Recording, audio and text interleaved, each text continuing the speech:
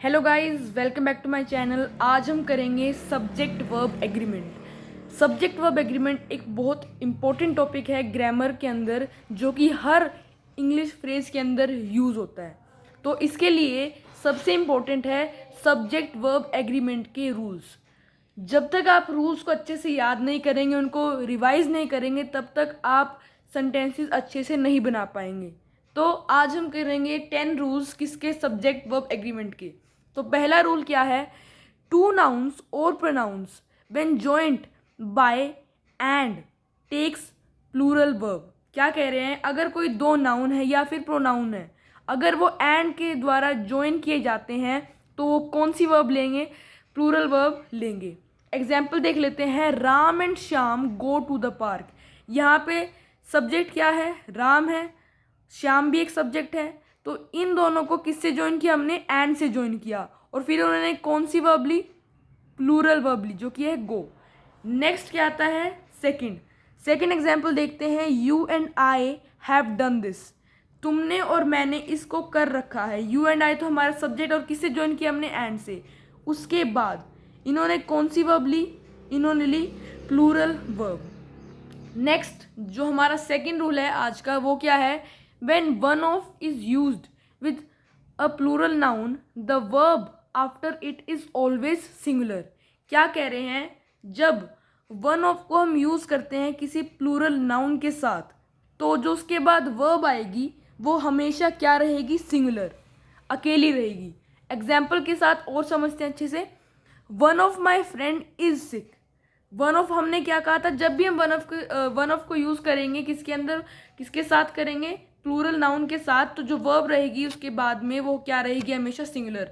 तो one of my friend, ये क्या हमारा फ्रेज है, फ्रेंड इज सिक। इज क्यों लगाया, क्योंकि यहाँ पे वन ऑफ आया और उसके बाद किसके साथ है, प्लूरल नाउन के साथ। तो जैसा कि रूल ने बताया, तो हमारे पास सिंगुलर वर्ब आ गई। एक और एग्जाम्पल देखते हैं, जो कि है one of the books was stolen. One of the books was stolen, ये थोड़ा आपको ग्रामेटिकली सुनने में रॉन्ग लगे, लेकिन ये ग्रामेटिकली बिल्कुल सही है। तो वन ऑफ यहाँ पे फ्रेज यूज़ किया और प्लूरल नाउन के साथ आया है, तो इसके अंदर हमारा क्या बनेगा, वर्ब सिंगुलर। वॉज हमारे पास क्या बनी, सिंगुलर वर्ब। ये था हमारा सेकेंड रूल। अगर आप एग्जाम्पल्स के साथ किसी भी चीज़ को समझते हैं, वो आपको अच्छे से याद रहता है। अब हम बढ़ते हैं अपने नेक्स्ट रूल की तरफ, जो कि है थर्ड रूल। अब ये रूल क्या कहता है कि nouns that are connected by each and every, nouns that are connected by each and every take a singular verb with them. मतलब जो नाउन्स ईच या फिर एवरी के साथ कनेक्टेड होते हैं, वो हमेशा सिंगुलर वर्ब लेंगे। एग्जाम्पल के साथ समझते हैं, first is each boy was given a prize. यहाँ पे ईच यूज हुआ है, तो अगर ईच यूज हुआ है तो हम क्या, कौन सी वर्ब यूज करेंगे, सिंगुलर वर्ब यूज करेंगे। ईच बॉय वर्ब तो नहीं आएगा, ईच बॉय वॉज क्यों, क्योंकि यहाँ पे ईच यूज हुआ है, और ये क्या है, सब्जेक्ट वर्ब एग्रीमेंट का एक रूल है। फोर्थ हमारे पास क्या है, if two nouns are connected by and but are meant for one person or for one idea, then the verb becomes singular। इसको एक बार ध्यान से समझते हैं। क्या कह रहे हैं कि अगर दो नाउन्स हैं, उनको हमने किससे कनेक्ट किया, एंड से कनेक्ट किया, लेकिन वो दोनों चीज़ किसके बारे में बता रहे हैं, एक ही पर्सन के बारे में बता रहे हैं, या फिर किसी एक ही आइडिया के बारे में बता रहे हैं, तो उसमें क्या यूज़ होगा, सिंगुलर वर्ब यूज़ होगी। एग्जाम्पल है, time and tide waits for none. मतलब जो टाइम है और टाइड, ये एक फ्रेज है, काफ़ी जाना माना फ्रेज है। तो इसके साथ इन दोनों का जो आइडिया, इन दोनों का जो मीनिंग है, वो किसकी तरफ इंडिकेट कर रहा है, सिर्फ एक आइडिया की तरफ इंडिकेट कर रहा है। तो यहाँ पे वेट्स आया, क्यों आया, क्योंकि यहाँ पे हमने पहले इस रूल के अंदर पढ़ा कि जब कोई दो नाउन कनेक्टेड है बाय एंड, बट वो किसके एक आइडिया को रिप्रेजेंट कर रहे हैं, तो सिंगुलर वर्ब यूज होता है। यहाँ पे लिखा भी हुआ साइड में ब्रैकेट के अंदर, ताकि आपको और आसानी से समझ आ सके। Next is the principal and secretary was not there. Principal and secretary was not there, यहाँ पे दोनों एक ही पर्सन है, वन पर्सन है, तो हमने क्या यूज़ किया, वॉज। ये था हमारा फोर्थ। नेक्स्ट आता है हमारा फिफ्थ, जो कि है when two subjects are joined by as well as along with, together with, in addition to, then the verb agrees to the first subject. मतलब ध्यान से समझिए कि हमें क्या बोला गया, हमें क्या बोला है कि अगर कोई दो सब्जेक्ट हैं वो किससे ज्वाइनिंग है, हमें क्या क्या दिए रखा है, एज वेल एज से अगर ज्वाइन करे हो, या फिर अलोंग विथ से ज्वाइन हो, टुगेदर विथ से ज्वाइन हो, इन एडिशन टू से ज्वाइन हो.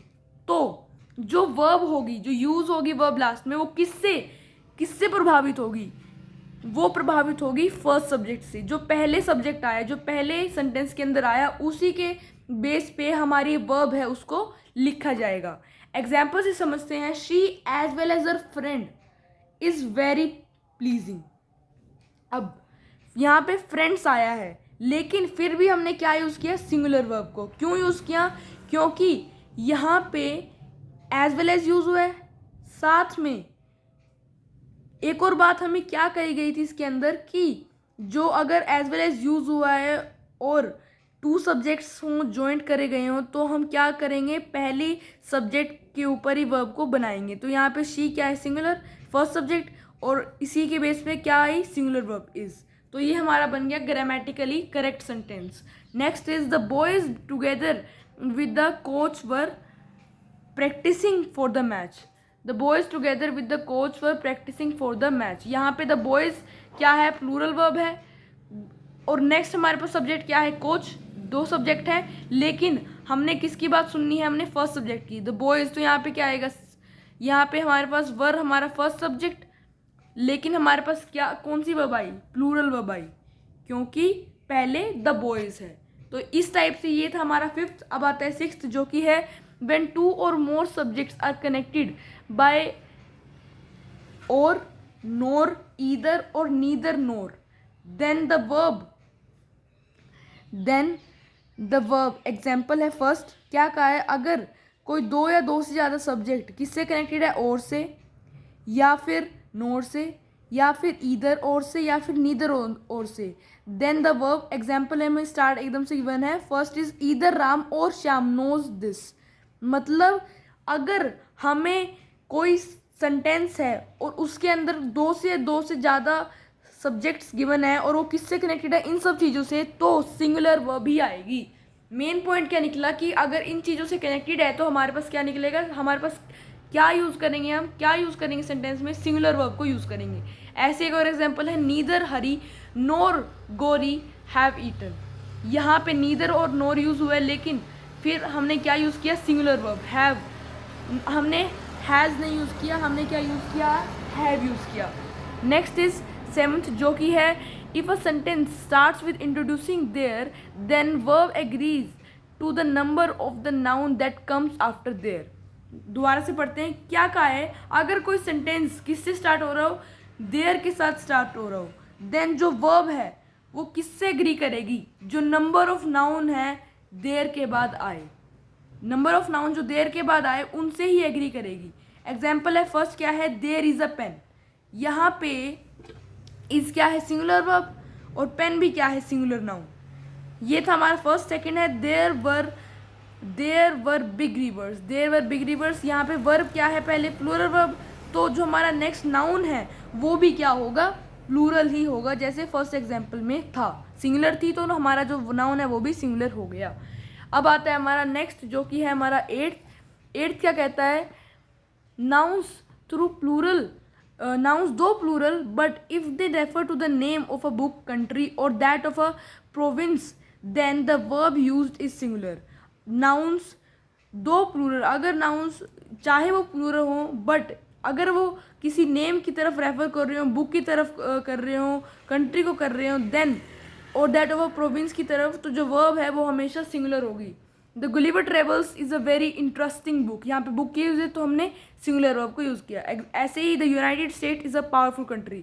यहाँ पे हमने कंट्री के बारे में बात किया तो क्या आया है, singular verb. Ninth is when plural nouns refer as a whole then it is taken to be singular and the very is also singular.